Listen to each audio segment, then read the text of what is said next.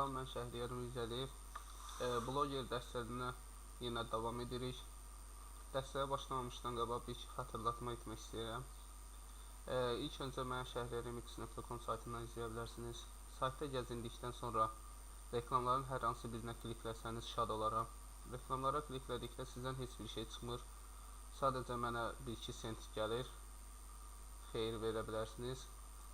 Və istəklərinizi Facebook səhifəsindən və yaxud da şəxsi ismarıc bölməsindən, Facebookdan yox, burada istəklər bölməsindən və ya dərslərin altından yazsanız şərh kimi şad olaram. Yəni Facebookda şəxsi mesaj yazmaqdansa saytda qeyd etsəniz və yaxud da YouTube kanalına abunə olub dərslərin altından şərh formasında, yəni rəy kimi yazsanız fikirlərinizi, iraqlarınızı və istəklərinizi daha şad olaram.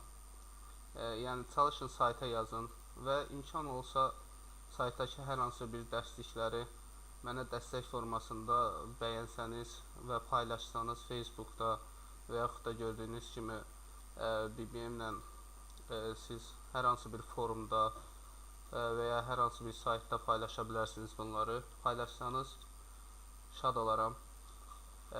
Üzrlü sayın, dərsin vaxtından keçir. Sadəcə dedim, bunları xatırladım sizə. İndi isə dərsimizə qaydaq. Bildiyiniz kimi keçən dərslikdə səhifələr haqqında danışdım. İndi isə yorumlar, yəni şərhlər və yaxud da rəy də deyirlər. Rəylər barəsində danışacağım. Rəylər bölməsinə daxil oluruq. Burada gördüyünüz kimi mən bir dənə rəy yazmışdım haqqında bölməsinə. Siz rəyin içəriyi qaldır, yəni içini silə bilərsiniz və yaxud da birbaşa silə bilərsiniz və ya spam şəklində edə bilərsiniz. Spam nədir? Spam virus kimi sayılır. Yəni siz spam etdikdə bu mesaj görünməyəcək. Həmçinin silə bilərsiniz. Şərhlər bölməsi qısa olduğuna görə mən bugün 2 bölməni sizə izah edim. Google Plus haqqında danışım sizə. Bu bölmədən siz gördüyünüz bu yerdən işarətləri seçərək, yəni burada yazılıb, məsələn blogda yazdığınız xəbəri birbaşa Google hesabınızda paylaşsın, yəni avtomatik gördüyünüz kimi, və yaxud da sizdən xəbər istəsin ki, yəni paylaşsın, paylaşmasın və s. Google səhifəsi də bu qədər. İndi keçək statistika səhifəsinə.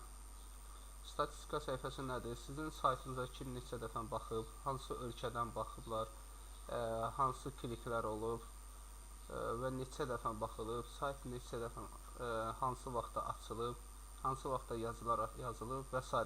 Bir sözlə statistika, yəni adından deyildiyi kimi saytın statistikasını bildirir. Burada gördüyünüz kimi kayıtlar var, yəni paylaşımlar var. Trafik kaynağı var, yəni ki, neçə dəfə girilib, hardan girilib və s. Kütlə var, yəni hansı ölkələrdən neçə dəfə girilib, hansı brauzerdən girilib və s. və əməliyyat sistemləri də var hətta. Statistika da bu qədər. Gələn dərslərdə inşallah görüşərik.